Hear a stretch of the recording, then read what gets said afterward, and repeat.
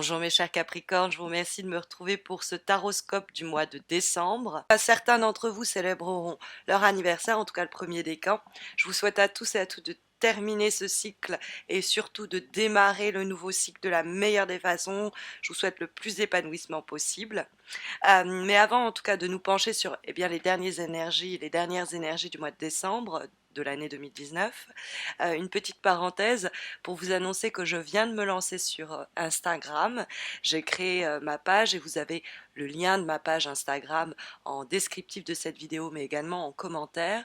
Je vous invite à m'y retrouver pour ceux et celles qui s'y trouvent déjà afin de rejoindre la petite communauté sur ce média-là, mais plus encore pour tenter votre chance, puisque dans le cadre du lancement de ma page, je vais organiser un concours. Il y a un concours qui est en place au moment où vous regardez cette vidéo, qui va vous permettre de remporter un tirage en croix, un petit peu comme celui-ci, mais répondant à votre question du moment, et surtout de permettre à l'un de vos proches de remporter le même tirage.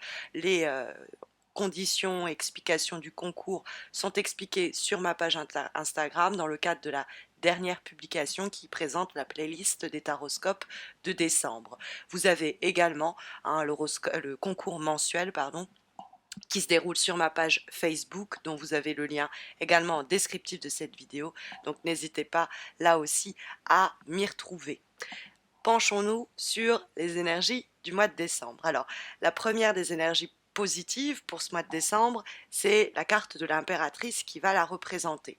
Alors, ça peut nous parler d'une femme dans votre entourage qui peut avoir une très belle énergie et influence sur les semaines à venir. Vous pouvez faire la rencontre de cette femme au cours du mois de décembre, que ce soit une nouvelle amie ou que ce soit une possible compagne. Vous pouvez être vous-même cette impératrice, que vous soyez une femme ou non, qu'importe, mais dans ce cas, il faudra adopter les qualités qui sont propres à l'impératrice. Or, quelles sont-elles? L'impératrice, c'est une femme qui réfléchit beaucoup les choses. Il n'est pas question uniquement d'intérioriser une situation, mais plus simplement de l'analyser euh, avec toutes les nuances que la situation peut comporter, hein, parce que l'impératrice, c'est une intellectuelle. Elle est perspicace, elle est critique, elle est avisée, et son intelligence, son instruction lui permet de faciliter une situation, quelquefois même des rapports houleux, c'est-à-dire arriver à trouver un terrain d'entente, à se mettre d'accord, se retrouver à mi-chemin avec une personne, une structure qui pourrait entrer en négociation par exemple avec nous. On a en effet la carte de la tempérance qui donne la direction pour ce mois de décembre et qui est une lame majeure qui va du coup entrer en résonance avec celle de l'impératrice, et elle nous parle de compromis. La carte de la tempérance est arrivée à se pondérer soi-même, à équilibrer sinon une situation par le dialogue, les échanges, et le fait, comme je vous disais, de se retrouver à mi-chemin, et ce que l'impératrice va également encourager. Alors, sa manière et sa technique de faire, l'impératrice, ça peut être qu'elle laisse les autres l'approcher.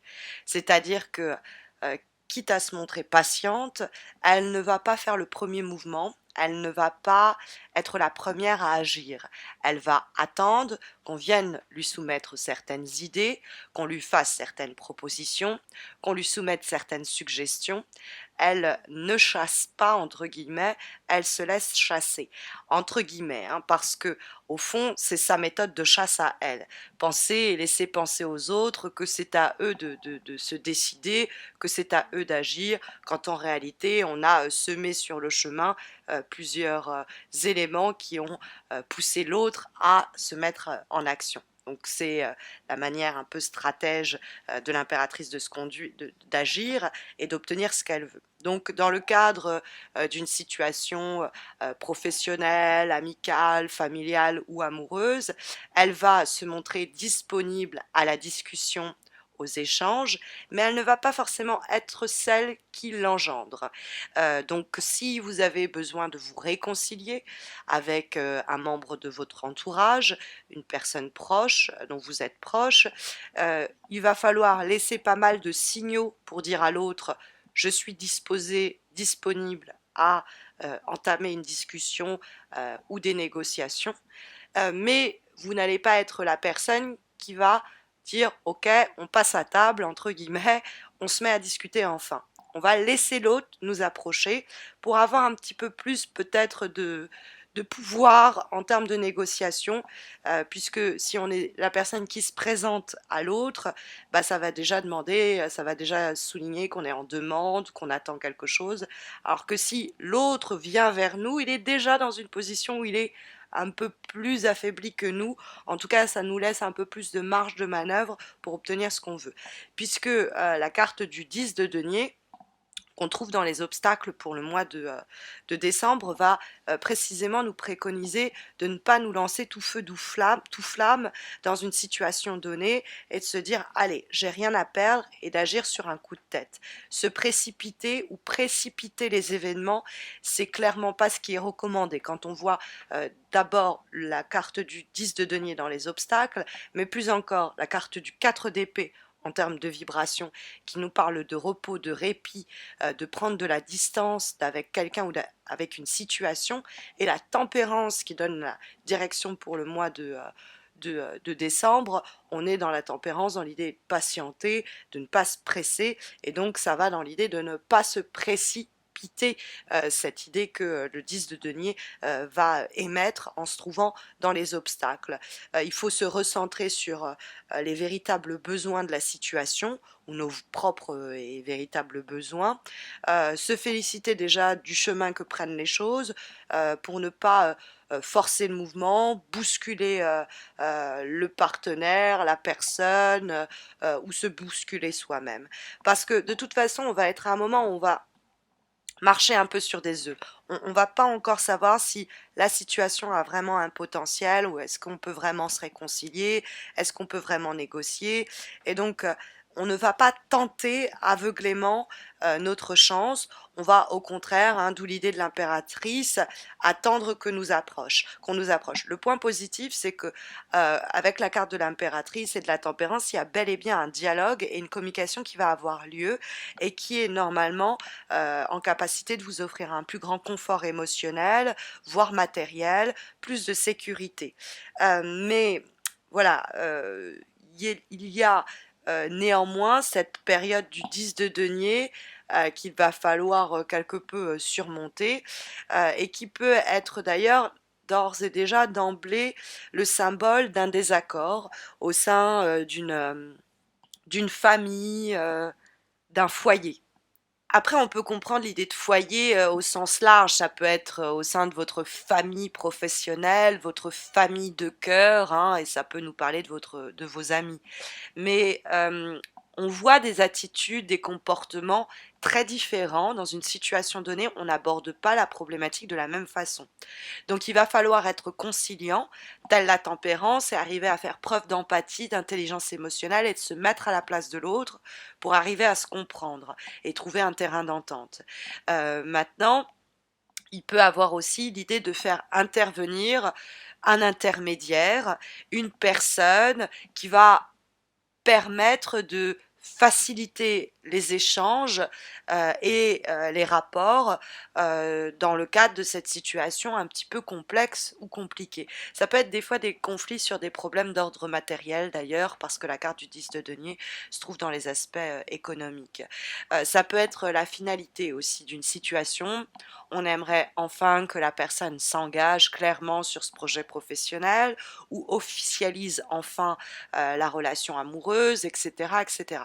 Et c'est pas en précipitant les choses qu'on va arriver à mettre la situation en mouvement.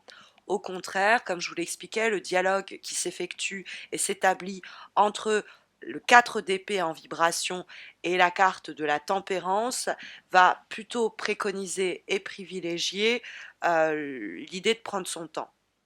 La carte du 4 d'épée, c'est carrément quelquefois le besoin de faire une pause. Alors peut-être que cette pause, cette absence de communication que le 4 d'épée peut souligner, c'est le problème que l'on veut résoudre.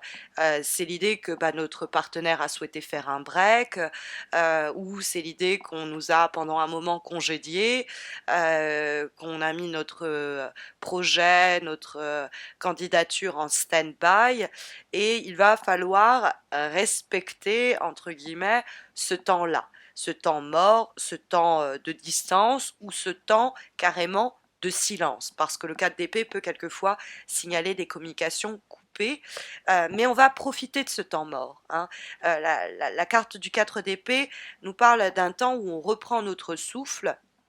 Alors évidemment, c'est un temps où il ne se passe pas grand-chose, mais ça nous permet, avec la carte de la tempérance, de mieux gérer les changements à venir, et peut-être même de les assouplir, ces changements.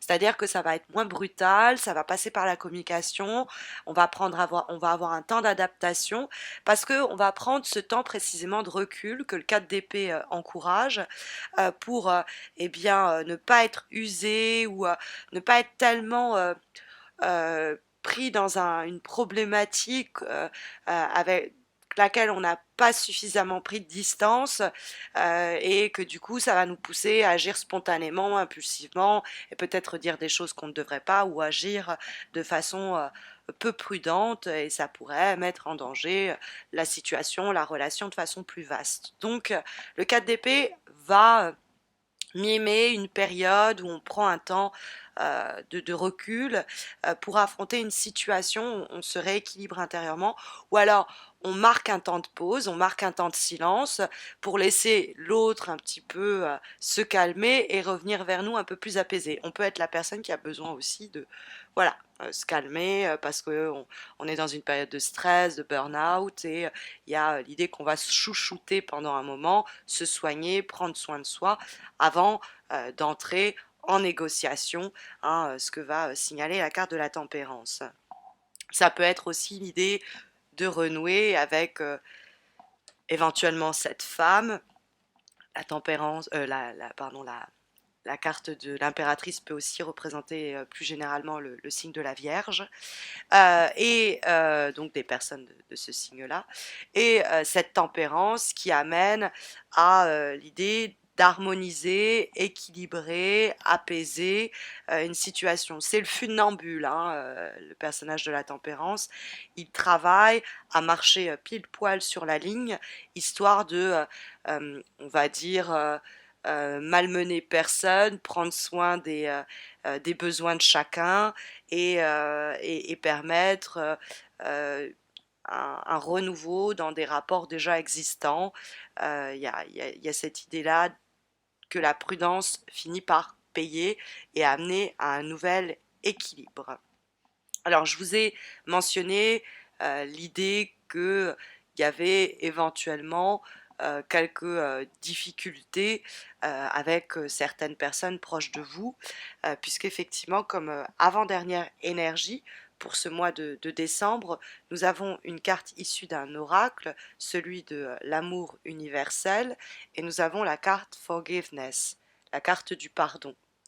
Donc, dans le cadre effectivement de disputes, d'échanges ou de rapports qui ont été rompus, et d'un silence pesant que le 4 d'épée peut signaler de votre fait ou de celui de la personne avec laquelle il y a eu précisément une dispute, eh bien il y a la nécessité effectivement de pardonner, de pardonner à l'autre, après un temps de latence, hein, qui permet à chacun de se regrouper, et, et peut-être de trouver en soi l'énergie pour pardonner. Parce que la carte du pardon nous dit que ce n'est pas l'autre que nous délivrons par ce pardon, ce n'est pas la personne qui nous a causé du tort, c'est nous-mêmes que nous libérons de toutes les énergies négatives que la colère, la rancune peut nous amener à conserver en nous. Après, on pourra peut-être être celle ou celui qui bénéficie du pardon de l'autre. L'échange va reprendre après une période de silence et de latence qui nous avait quelque peu effrayés.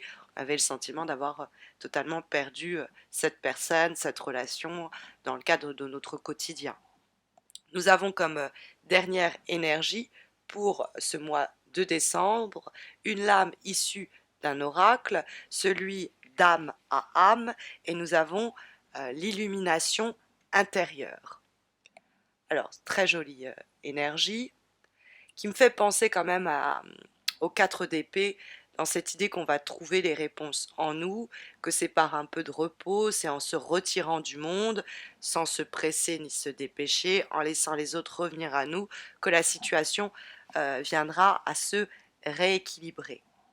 La carte de l'illumination intérieure nous apporte son aide, son soutien, son appui, afin de mettre en lumière toutes les croyances toxiques, histoire de comprendre, d'identifier ce qui a pu ralentir la progression, l'évolution d'une situation entre nous et notre environnement. Elle va mettre en lumière combien l'endurance, la persévérance et la patience, j'ajouterai avec la tempérance, va être une clé, la clé de notre réussite et la réussite de nos projets, en tout cas de permettre la réalisation de nos intentions. La phrase qui est associée à cette lame est la suivante: la foi est un oiseau qui sent la lumière et qui chante quand le jour n'est pas encore levé. Donc voilà le dernier conseil, la dernière recommandation délivrée par les cartes pour ce dernier mois de l'année, bien qu'on se retrouvera en décembre pour les taroscopes de janvier, en espérant que ça saura vous guider, mais vous le savez, je vous l'expliquais en début de vidéo, si vous avez besoin d'un tirage personnalisé, il y a ce double concours, d'une part sur ma page Instagram que je viens de lancer, et vous trouverez le lien de ma page Instagram en descriptif de cette vidéo et également en commentaire, donc n'hésitez pas à m'y retrouver, ce sera l'occasion de vous offrir à vous-même un tirage, mais aussi à la personne de votre choix dans votre entourage, joli cadeau de Noël en tout cas je l'espère, et puis vous avez également le concours mensuel sur ma page Facebook qui vous permet également de remporter un tirage en croix. Donc, bien écoutez, je vous souhaite à tous et à toutes de très belles semaines à venir. Et puis, je vous retrouve à la fin de l'année, toute fin décembre, pour les taroscopes de janvier. D'ici là, portez-vous bien.